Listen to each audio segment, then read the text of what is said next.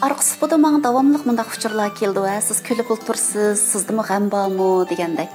Biz qandaq qısaq sizdə külüp ulturalaydigan bulalaymiz deydigan suallar köp keldi. Hatta ülüşkün bir adam məndən şunaq sorab qaldı. Gülara sizning mi g'imingiz barmı külüp ultur degansiz dedim. Bu dünyada g'imi yo'q inson nədə deysiz? Mındaq bir naqsh teksti barğu. Ambalning mi dədi va, dotayning mi dədi va, bu dünyada dədi yo'q, g'amsiz inson nədə va. Ondaq bo'lsa, men o'zimdagi besimni, g'amni zodi qanday yengiltiman, siz bilan o'rtoqlashay. Men besim sinib qolsam, hargiz bir kimni izlamayman. Psixik yukimni boshqalarga tang atqim kelmaydi. Yana kelib meningcha buning faqat foydasi yo'q. Eng oxirida masalani yana o'zim hal qilishim kerak.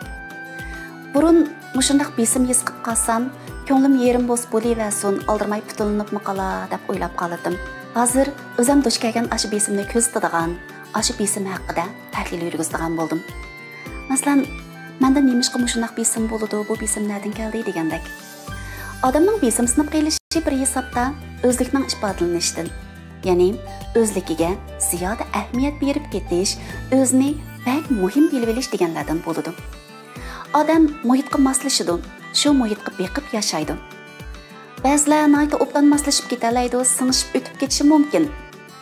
Yana ba'zilar shu muhitga boshdan oxir ko'namay o'zini qiynab, besim ichida yashab ketishi mumkin.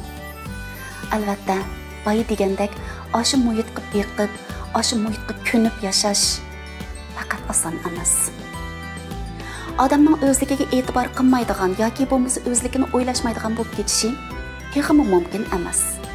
Lekin meningcha, mushu sababga biz diqqat qila olsaqlar, haqiqatan keladigan besimmi azroq bo'lsin yengillaydi. Azizim, men pishib yetlashingizga hamroh bo'lg'uchi noto'nish do'stingiz Gulara. Esimni yengillatish usullarim sizga manfaat qilsin.